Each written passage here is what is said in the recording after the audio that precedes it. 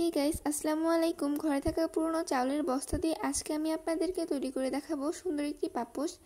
এটি তৈরি করার জন্য আমার প্রথমেই লাগবে একটি চাউলের বস্তা এবং কিছু সংখ্যক কাপড়। কাপড়টিকে আমি ডাবল ভাঁজে লম্বা করে কেটে নিয়েছি কুচি দেওয়ার জন্য, এবং বস্তাটিকে ডাবল পার্ট করে গোল করে কেটে নিয়েছি।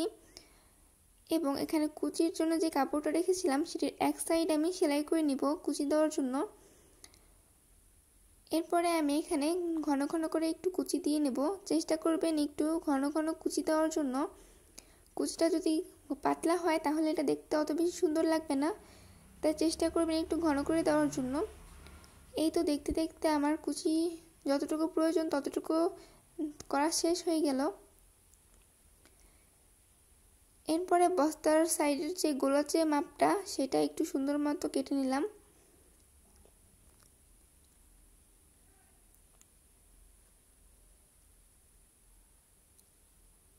এবার কুচিটার ভিতরে ভরে চারপাশটা সেলাই করে নিব।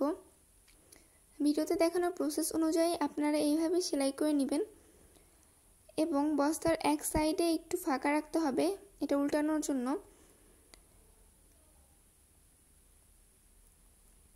এরপরে চারপাশ দিয়ে একটু চাপ সেলাই দিয়ে নিব যাতে এটা বসে থাকে। আর মাঝখান দিয়েও এই বস্তার যে কালারের সুতা দিয়ে চাপ সেলাই দিয়ে নিয়েছি। এরপরে এখানে আমি আমার পছন্দ মতন পেইন্ট করে নিচ্ছি। পেইন্টিং করা ছাড়াও এটা দেখতে সুন্দর লাগছিল, তবে পেইন্টিং করার পরে এটার লুকটা চেঞ্জ হয়ে গিয়েছে, আরও বেশি সুন্দর লাগছিল। আপনারা চাইলে পেইন্টিং করা ছাড়াও রাখতে পারেন, আবার আপনাদের পছন্দ মতো পেইন্টিং করেও নিতে পারেন। আমি এখানে পেন্সিলের সাহায্যে একটু কিছু গোল গোল রাউন্ড এঁকে নিয়েছিলাম এবং সেগুলো একটু রং করে নিচ্ছি।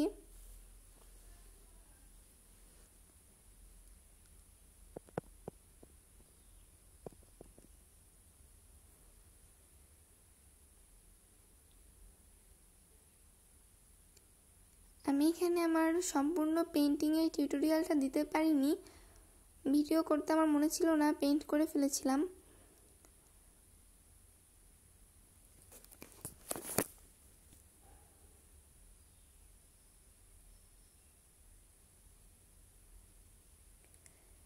আমি এখানে পাতাটার জন্য জলপাই কালার রং ইউজ করেছি। আপনারা এখানে চেষ্টা করবেন একটু গাঢ় সবুজ কালারটা ইউজ করার জন্য, তাহলে এটা আরেকটু বেশি সুন্দর লাগবে। যেহেতু আমি জলপাই কালার আমার কাছে ছিল, তাই এখানে আমি জলপাই কালার ইউজ করেছি।